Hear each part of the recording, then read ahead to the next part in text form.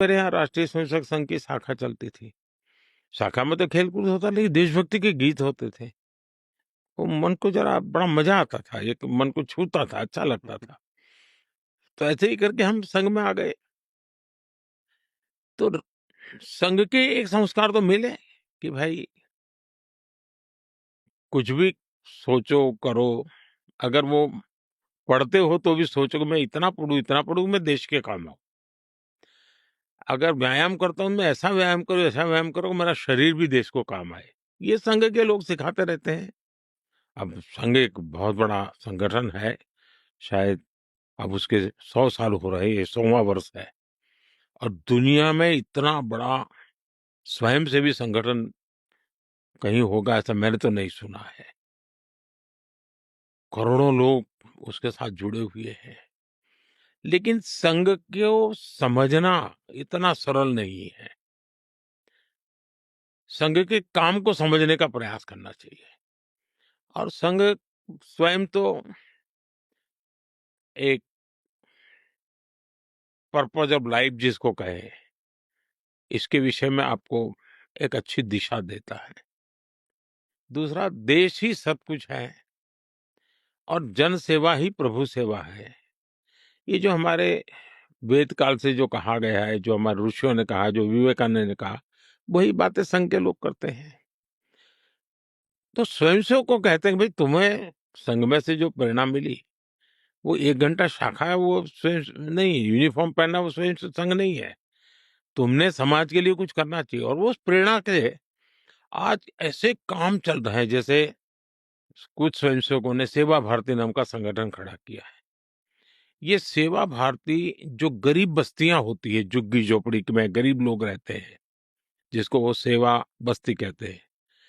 मेरी मोटी-मोटी जानकारी है, करीब 1.25 लाख सेवा प्रकल्प चलाते हैं वो और किसी सरकार की मदद के बिना समाज की मदद से वहां जाना, समय देना, बच्चों को पढ़ाना, उनके हेल्थ की चिंता करना, ऐसे ऐसे काम करते हैं। संस्कार उनके अंदर लाना, उस इलाके में स्वच्छता का काम करना, यानी बिल्कुल 1.25 लाख एक छोटा नंबर नहीं है।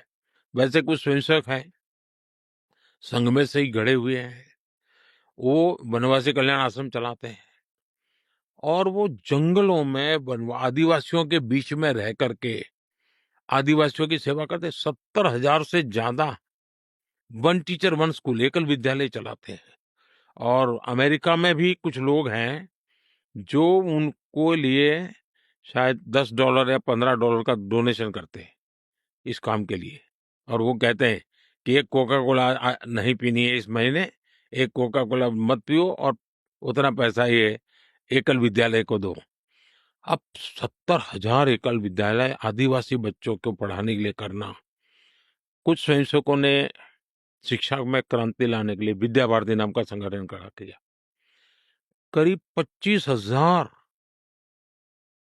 स्कूल चलते हैं उनके देश में और 30 लाख से छात्रा एट अ टाइम होते हैं और मैं मानता हूं तक करोड़ों विद्यार्थियों को और बहुत ही कम दाम में पढ़ाई हो और संस्कार को भी प्राथमिकता हो, जमीन से जुड़े हुए लोग हो, कुछ न कुछ हुनर सीखे, समाज पर बोझ न बने, यानी जीवन के हर क्षेत्र में वे, चाहे महिला हो, युवा हो, इवन मजदूर, शायद उन मेंबरशिप के हिसाब से मैं कहूं तो भारतीय मजदूर संघ है, शायद उसके 55,000 के करीब यूनियंस है शायद और करोड़ों की तादाद में उनके मेंबर्स हैं। शायद दुनिया में इतना बड़ा लेबर यूनियन कुछ नहीं होगा और सिखा कैसा जाता है, लेफ्टिस्ट लोगों ने मजदूरों की मूवमेंटों को बड़ा बल दिया।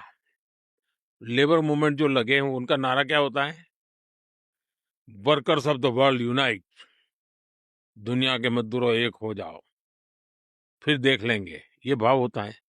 ये मजदूर संघ वाले क्या कहते हैं, जो आरएसएस की शाखा से निकले हुए स्वयंसेवक मजदूर संघ चलाते हैं, वो कहते हैं वर्कर्स यूनाइट द वर्ल्ड। वो कहते हैं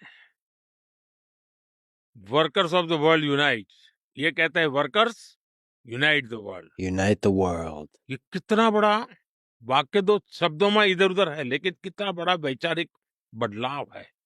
ये संघ की शाखा से निकले हुए लोग अपनी रुचि, प्रकृति, प्रवृत्ति के अनुसार जब काम करते हैं, तो इस प्रकार के गतिविधियों को बल देते हैं। और जब इन कामों को देखेंगे, तब आपको 100 साल में राष्ट्रीय स्वयंसेवक संघ ने भारत के सारे चकाचौंध दुनिया से दूर रहते हुए एक साधक की तरह समर्पित भाव से, तो मेरा ये सौभाग्य रहा कि ऐसे पवित्र संगठन से मुझे संस्कार मिले जीवन के।